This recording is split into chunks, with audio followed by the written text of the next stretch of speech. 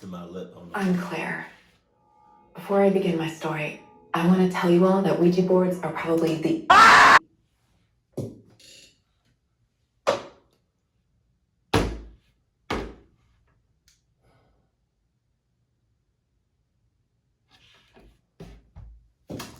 easiest way to contact the dead. And I beg everyone to please never play with a Ouija board. When I was 17, a junior in high school, a friend of mine named Alice told me that she had a Ouija board, which she got as a joke from a country fair. She claimed that it always worked when she played it with her other friends. Wow. So one day, we decided to have a sleepover at her place, just to try it out for fun. Being into the paranormal and having almost no paranormal experiences behind my belt, I was pretty damn excited. Apart from me and Alice, her 15-year-old sister Reagan also joined us that night, which wasn't the plan though. Alice's parents were out to attend some dinner party, so it was just the three of us in the big house. After finishing dinner, we sat down in Alice's room.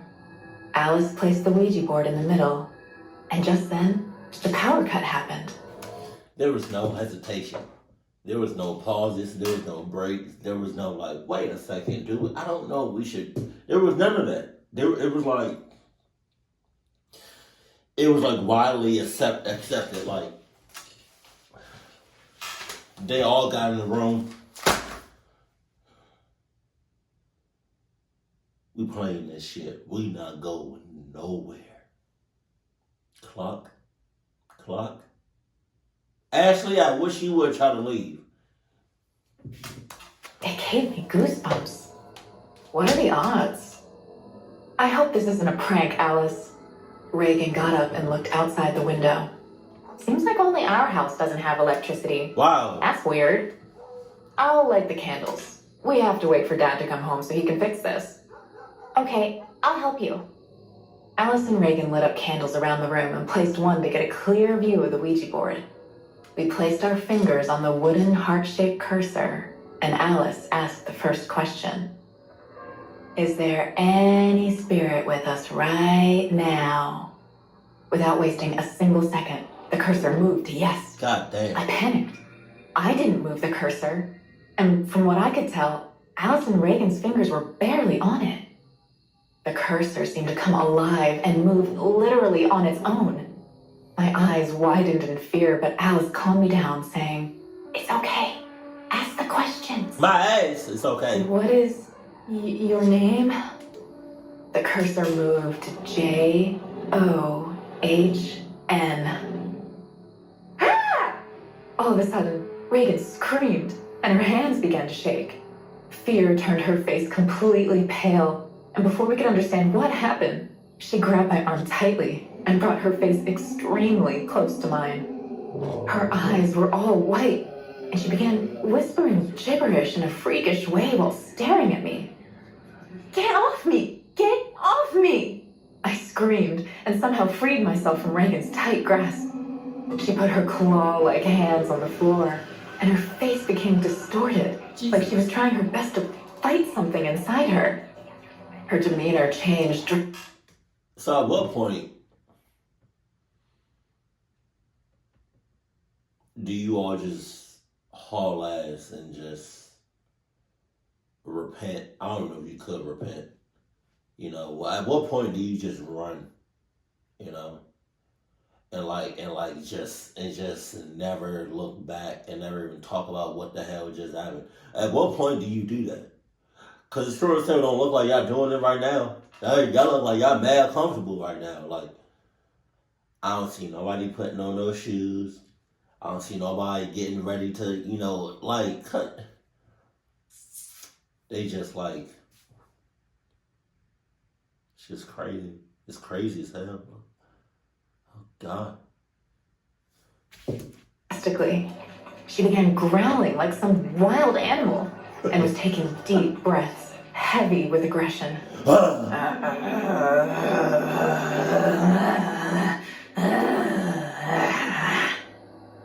Reagan, what's happening to you? Please, do something.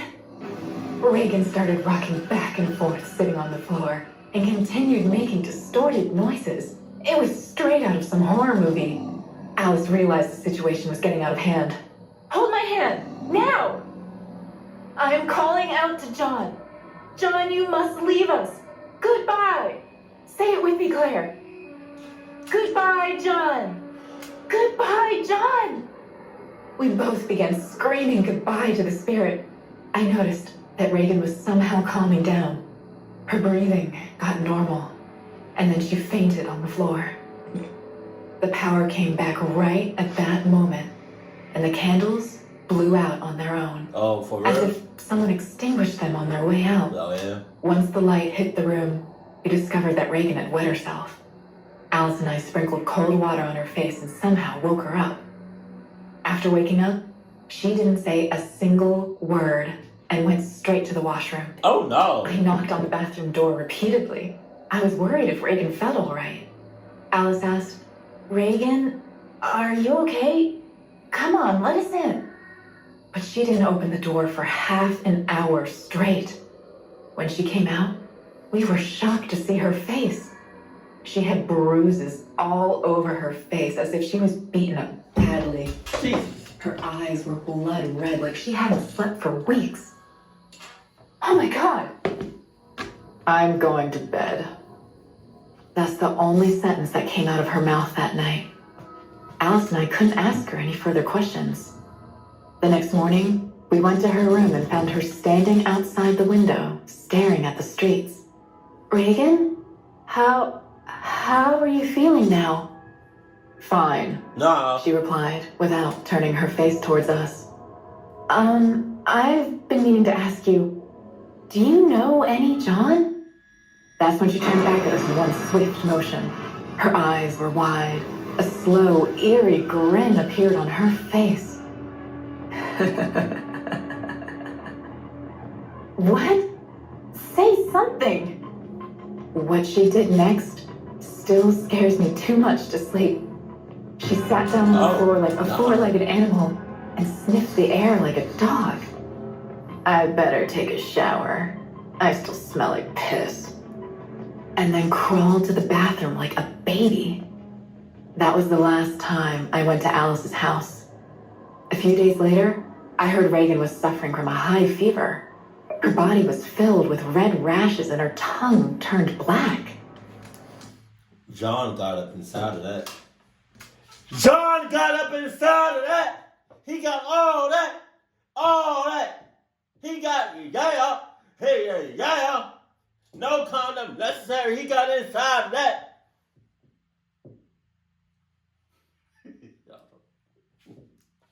Alice skipped school for weeks as her family got more worried about Reagan's worsening situation.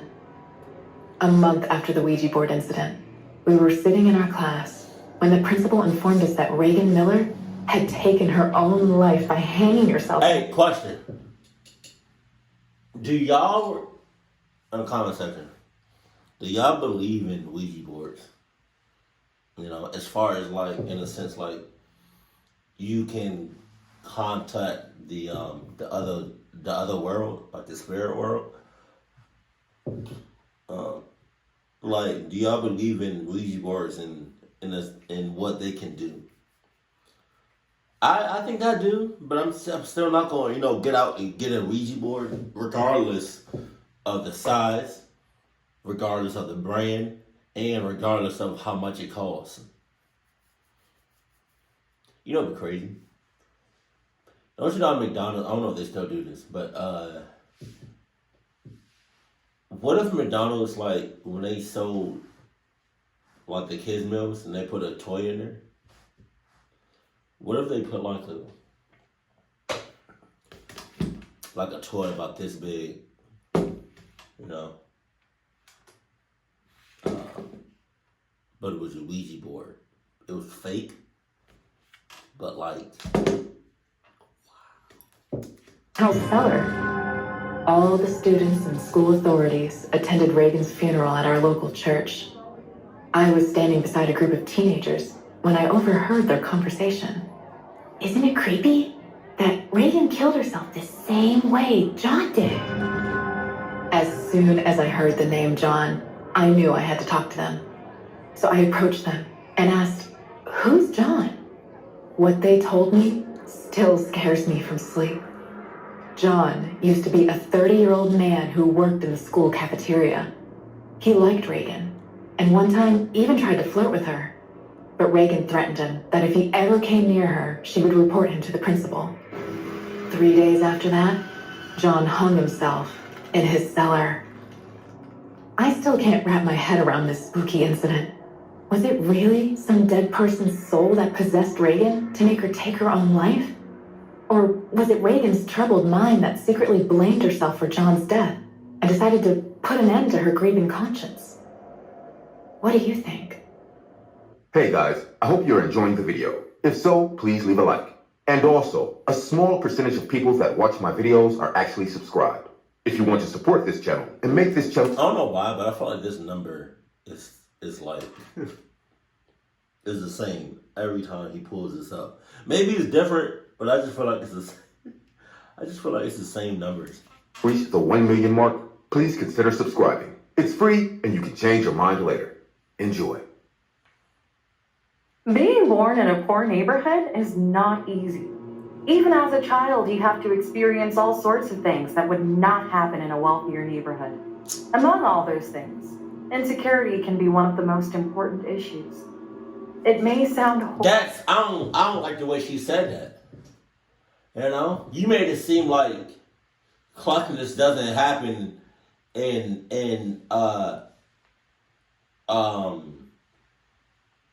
I don't know, like the upper class or like the wealthier part of like, you know, neighborhoods and shit. Cluckiness still goes on in those wealthy ass neighborhoods, in those fancy ass neighborhoods. But they probably do it with like a little bit more class. But cluckiness still goes on nevertheless. horrible, but you're used to being robbed, to losing what little you have. We know it's a fact of life, and we accept it. But that night, something different happened. That night, we explored firsthand the world of madness and limitless cruelty. And although nothing material was stolen from us, my family and I lost something inside us, something we can never get back. That same day, my husband had gotten a job, so we were able to buy ice cream for the kids. They hadn't had dessert in a long time. We were all watching TV as a family, when all of a sudden, the power went out.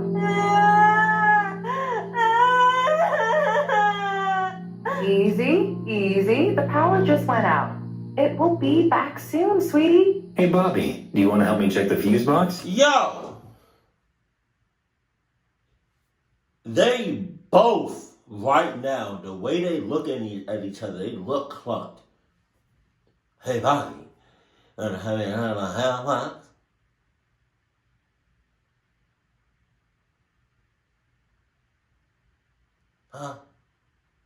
Bobby. Yes, Daddy. I'm not afraid of the dark. Oh, no. I know you're not, champ, but at your sister's age, you were terrified. You're right. Relax, Ellie. Soon you'll grow up and stop being afraid of the dark, like me. Aw, that is so cute. No, it's Come not. on, boy. That generator won't check itself. When they left, I was alone with Ellie. I lit some candles and left them around the table.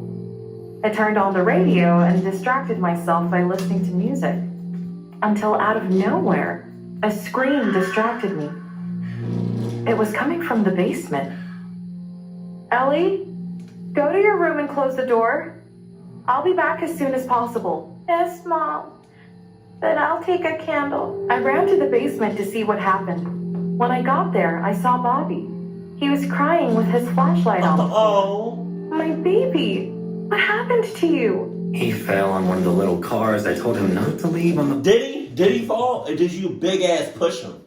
Huh? Did he fall? Or did you cluck him up? I wasn't there. I didn't see it. She didn't see it. The only people that know about what happened is, I think that's the father, the little boy, and God himself.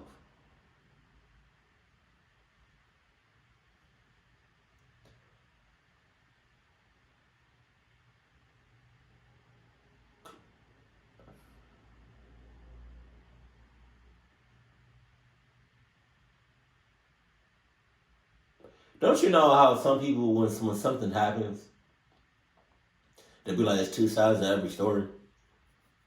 But it's like really three sides. It's like A, B, and C, you know? You got A that knows what happened, B that knows what happened, and C. C is that third person that knows what happened, like that knows what happened from start to finish. Maybe I can just be that C person. You know?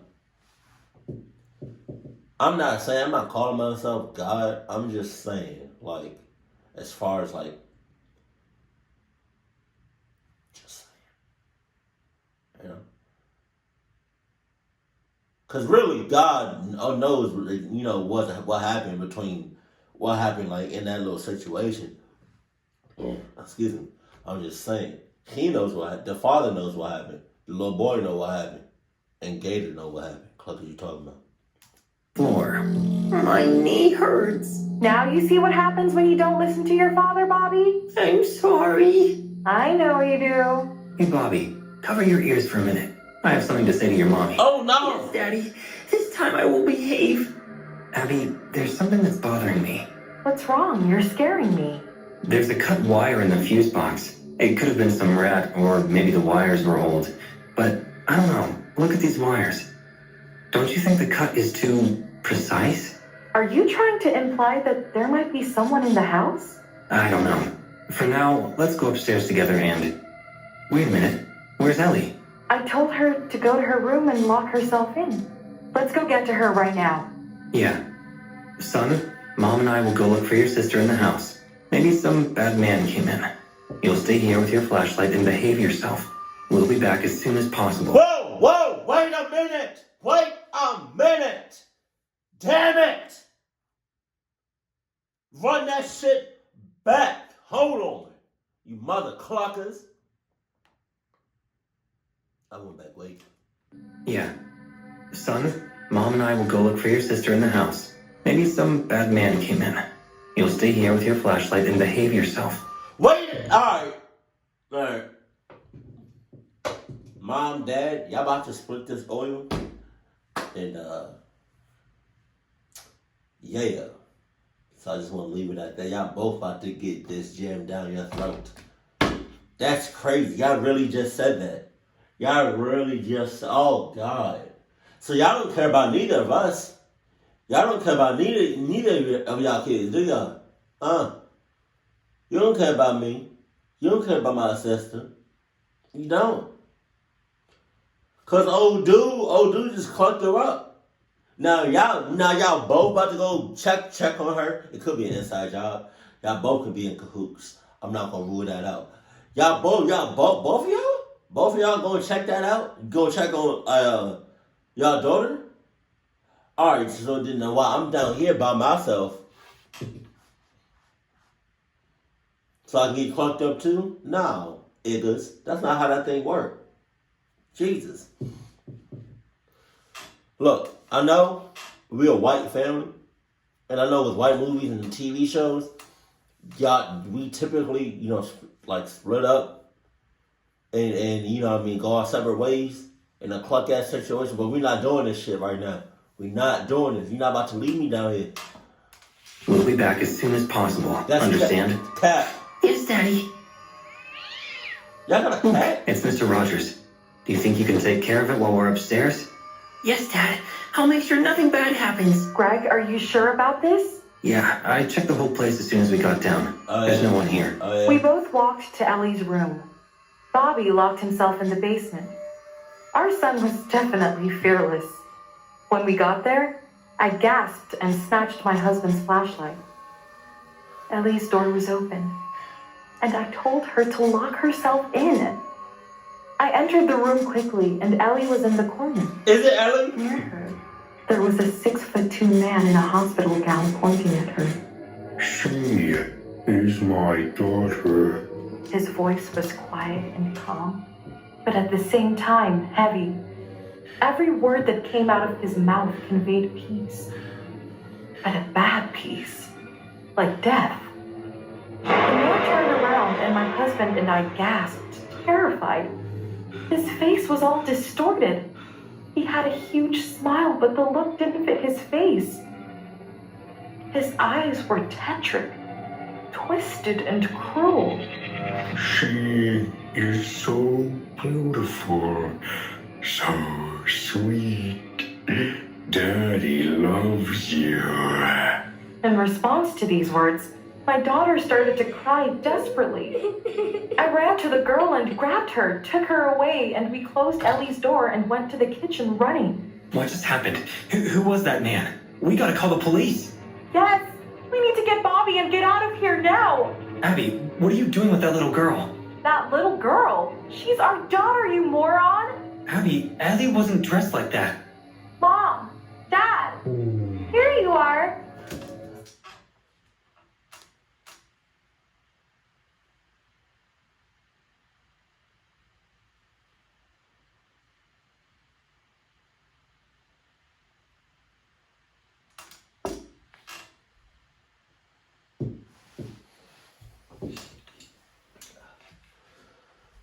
I just sat down, but I gotta stretch.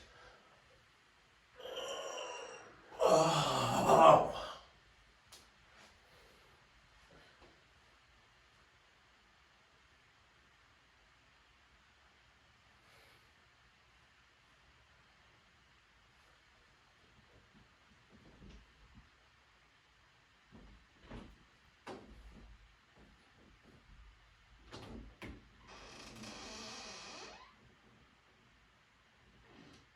Damn! I probably would have shitted bricks if after I said that, I heard somebody downstairs say, "Damn," because I'm the only human in this house. You know, just saying. Sorry I didn't go to my room. I wanted to eat ice cream before it melted. Are you mad? Abby, who do you have in your hands? I slowly ducked my head and face and looked down. In my arms was not Ellie, but a little girl with one eye. She was looking at me with her one but huge eye open. The little girl was trembling, and before I could understand what was happening, she bit me violently on the arm and let go. Oh! Oh! Hey, bro. Hey. Hey. Hey! How you doing? Cluck. On me, if I was her, if I was a mom, and this little ass kid bit the hell out of me, I'm launching the shit out of the kid. I'm throwing you so far. I'm throwing you so far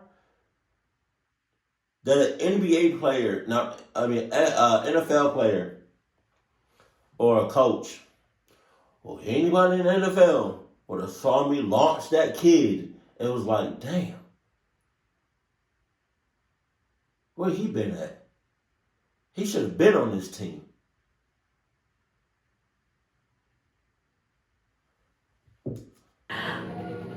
The girl fell down on all fours, and after looking at us all like a wild animal, she went out the kitchen door. It may be scary, but I wanted to follow her. She was just a child. So what? Abby, where are you going?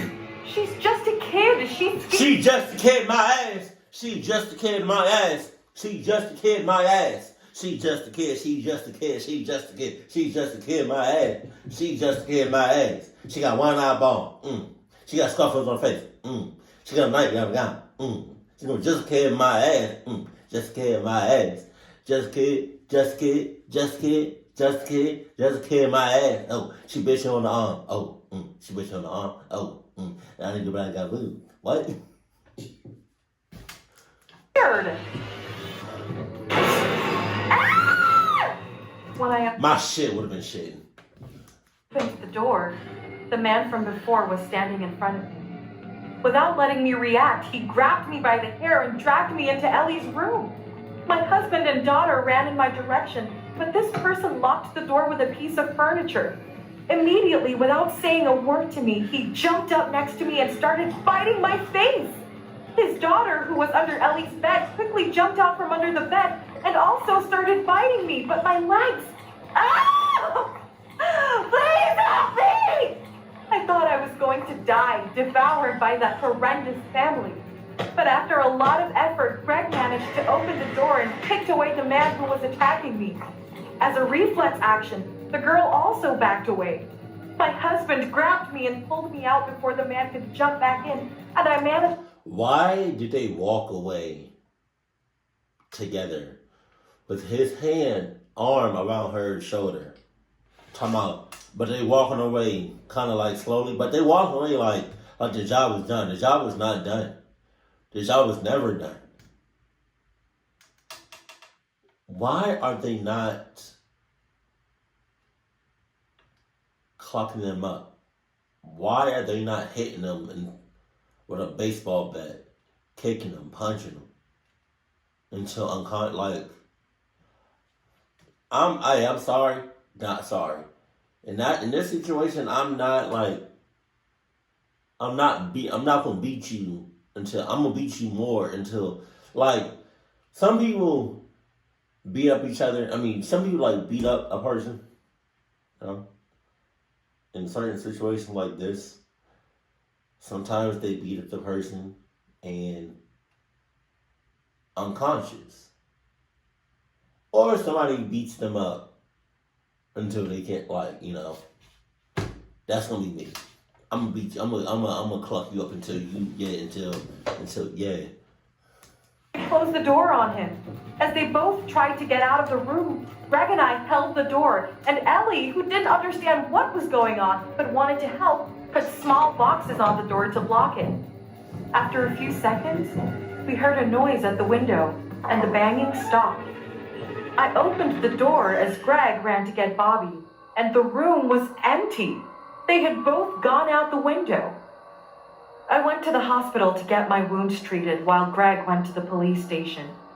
Greg came in furious. He told me that when he said what neighborhood he was from, they ignored him and told him if he doesn't want insecurity, to move out of there. When we got back to my house, Greg had already fixed the light. I turned on the TV and found a familiar face. The man had been captured. They started talking about him and explained how he was a psychiatric patient who escaped during a storm. A short time later, he was seen breaking into his ex-partner's house and stealing her daughter, who was just a little baby. Nobody knew the whereabouts of both people, but it was said that the man had resorted to cannibalism. There is something strange here. Where's the girl? What was that?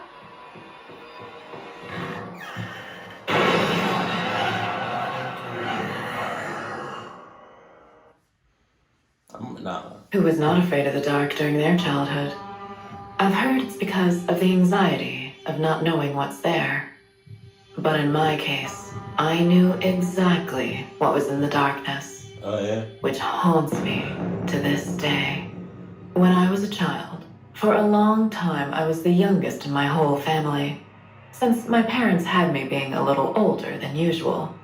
So I grew up playing alone between teenagers and adults, which made me a shy, reserved, and lonely girl. Kathy! Yes, Mommy? Now that the holidays started, Grandma's invited us to her house, and Granny Rita loved having family gatherings at her house in the countryside whenever possible. Grandma! Sweetie, what's wrong? I don't want to go. Why not? It's Grandma! I don't like going to Grandma's house. It's scary. Thank you. Thank you. Thank you. Thank you. My mom walked up to me and put her hand on my shoulder, trying to comfort me. Don't worry, my little girl. Everything will be as it always is. During the following nights before the family reunion, I remember having nightmares all the time. I would wake up hyperventilating, with my body full of sweat. Ugh. But I never tried to go to my parents' room, as I was too scared to get out of bed. Kathy! Kathy! Mom? Are you okay? You were screaming. I don't know. I don't remember. You have to get ready. We're going to Grandma's house today, remember? Yes, Mom. I did my best, even though I was feeling awful. I was too tired, and the lump in my throat didn't seem to go away. By the time I got in the car, I had to stop myself from starting to cry. My father, who was driving, looked at me through the rearview mirror for a few seconds. Are you okay, little one? I don't want to go.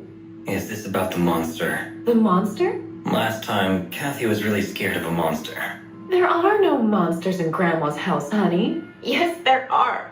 I've heard them, and... I already told you there are wild animals in the forest. But you don't have to be afraid. They won't do anything to you. You sure? Daddy! Don't worry. I'll take care of you, okay? I promise. That's Cat. Okay. It took us over an hour to reach our destination. My grandmother Rita's house was very big, enough to have space for the whole family for a few nights. When I got out of the car, and once I was in front of it, a bad feeling started to make me nauseous. Without thinking, I ran toward my mom and hugged her tightly. I don't want to go. I don't want to go. Kathy. My dad pulled me away from her by holding my hand. I told you I'll take care of you. Calm down. We can't leave. Grandma will be very sad if she doesn't get to see her favorite granddaughter. Yeah, we definitely can't leave because we just drove over an hour to get here. We gonna stay here for a little bit. I don't give a cluck. What you say? What you think? In response, I just nodded. He and I walked together to the porch of the house where my mom rang the doorbell. It didn't take long for Grandma to come out and greet us. The hell she... Kathy, my sweet little girl. For the next few hours, I played with my toys by myself and even helped my grandmother bake some desserts. I was doing whatever it took to not think about the monster. Who is that? When night fell, the house was already filled with basically the whole family. I'm sure Jeff and Bruce... My grandmother was talking to one of my aunts, but I interrupted her. Can I have coffee, Granny? Of course not, my sweet Kathy. It's not good for your young body. Quickly, she walked to the kitchen and brought me juice and some cookies. Have this instead. Sadly, I grabbed those things and went to sit at the table while doing my best not to fall asleep. Kathy, what are you doing sleeping here? I'll take you to a... Oh God! She knocked the hell out. bedroom. No, the monster. I'll leave the light on, okay? So the monster won't get close. My dad turned on the lamp. I lay down on the bed. He didn't take long to cover me with the blanket and give me a kiss on the forehead. Everything will be fine. Monsters only appear in the dark. Once my dad left the room and closed the door, I stared at the ceiling. I remember thinking he was right. Wait a minute. Wait, I just realized what he said. He said monsters only appear in the dark. Wouldn't you say monsters don't exist at all? It's just a myth? Why would you say monsters only appear at night, like in the dark? Why would you say that? You literally told her, basically, monsters are real, but just in the dark. What? It had never appeared during the day, so I relaxed and slowly began to close my eyes. But all of a sudden, everything went dark. No! Dad! Dad! The monster! Dad! I began to look from one side of the room to the other, trembling as I waited for my dad or mom to arrive. At one point, I heard a creak. It was the door opening slowly. Dad? I stared at the space between the door and the outside, looking for a sign that it was him. But instead of what I expected, Red eyes suddenly appeared. They were glowing in the midst of the darkness. That's sleep There wasn't paralysis. much I could tell due to the lack of light. I wonder if she's having a sleep paralysis.